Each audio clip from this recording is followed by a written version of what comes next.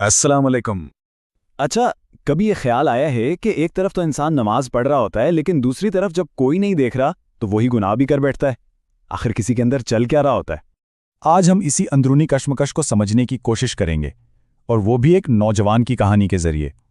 ایک نوجوان تھا جو نماز کا تو پابند تھا، لیکن اپنے گناہوں کی زنجیروں سے خود کو آزاد نہیں کر پا رہا تھا۔ ہر گناہ کے بعد وہ خود سے ایک ہی وعدہ کرتا۔ آپ جانتے ہیں کیسا وعدہ؟ بس یہ آخری بار ہے۔ لیکن وہ آخری بار کبھی آتا ہی نہیں تھا اور وہ بیچارہ اسی چکر میں پھنسا ہوا تھا۔ پھر ایک دن کچھ بدلا۔ آئینے میں خود کو دیکھتے ہوئے اس نے اپنے آپ سے وہ سوال پوچھ ہی لیا جس نے سب کچھ بدل دیا، میں آخر ہوں کیا؟ اور یہیں سے آپ کہہ سکتے ہیں اس کا اصل سفر شروع ہوا۔ تو اس سوال کا جواب ہمیں ملتا ہے نفس کے پہلے درجے میں، جو دراصل اس ساری کشمکش کی جڑ ہے۔ آئیے دیکھتے ہیں کہ قرآن کریم اس بارے میں کیا کہتا ہے۔ بے شک نفس تو برائی کا بہت حکم دینے والا ہے، مگر جس پر میرا رب رحم فرما دے۔ یہ آیت بالکل صاف صاف اس اندرونی آواز کی حقیقت بتا رہی ہے جو ہمیں غلطی کی طرف دھکیلتی ہے۔ اسی کو کہتے ہیں نفس امارہ، یعنی حکم دینے والا نفس۔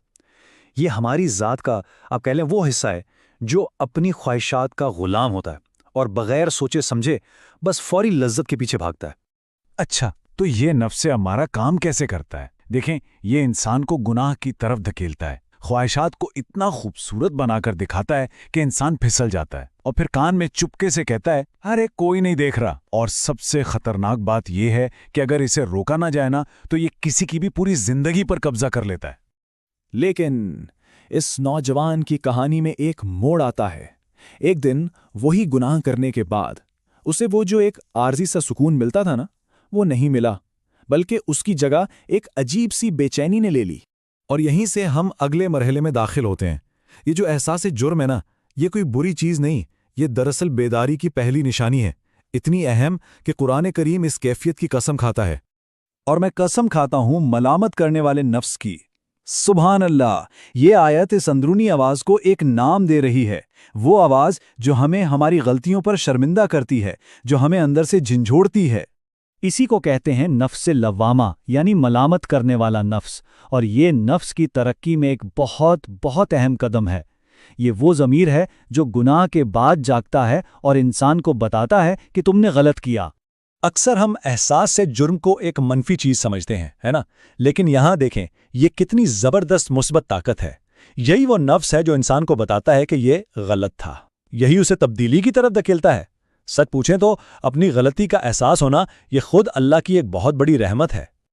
اور اسی خود احتسابی کی اہمیت پر نبی کریم صلی اللہ علیہ وسلم نے فرمایا، عقل مند وہ ہے جو اپنے نفس کا محاسبہ کرے اور موت کے بعد کے لیے عمل کرے۔ یعنی اصل سمجھداری دوسروں میں کیڑے نکالنا نہیں، بلکہ خود کو آئینے میں دیکھنا ہے۔ تو اب بات یہاں تک پہنچی کہ اس نوجوان کے پاس اپنی اندرونی جنگ لڑنے کے لیے ایک نئی حکمت عملی تھی۔ اس نے کچھ اصول بنائے۔ پہلا، ہر خواہش پوری نہیں کرنی۔ دوسرا، ہر گناہ کے لیے بہانے نہیں تراشنے۔ اور تیسرا، روزانہ اپنا حساب کتاب کرنا ہے۔ اور ہاں، وہ اس راستے پر بار بار گرا، لیکن اب وہ ہار ماننے کو تیار نہیں تھا۔ یہی مسلسل جدوجہد، یہی کوشش انسان کو اگلے اور سب سے بلند درجے تک لے جاتی ہے۔ اللہ تعالیٰ اس منزل کا ذکر اتنے خوبصورت الفاظ میں کرتا ہے، اے اطمینان والی جان، اپنے رب کی طرف لوٹا، اس حال میں کہ تو اس سے راضی اور وہ تجھ سے راضی۔ یہ ہے وہ منزل جہاں روح کو حقیقی سچا سکون مل جاتا ہے۔ اسی کو نفس مطمئنہ کہتے ہیں، یعنی وہ روح جسے اطمینان مل گیا ہے۔ یہ نفس کی پاکیزگی کی بلند ترین سطح ہے، جہاں اندرونی جنگ ختم ہو کر سکون میں بدل جاتی ہے۔ اچھا، یہ کیفیت اصل میں ہے کیا؟ یہ وہ روح ہے جو اللہ کی مرضی پر راضی ہو جاتی ہے، اسے سچا اندرونی سکون ملتا ہے، گناہوں کی طرف کھینچنے والی طاقتوں پر قابو پا لیتی ہے۔ اب اس کا مطلب یہ نہیں کہ زندگی میں مشکلات ختم ہو جاتی ہیں، نہیں، بلکہ دل اتنا مضبوط ہو جاتا ہے کہ مشکلات اسے توڑ نہیں پاتی۔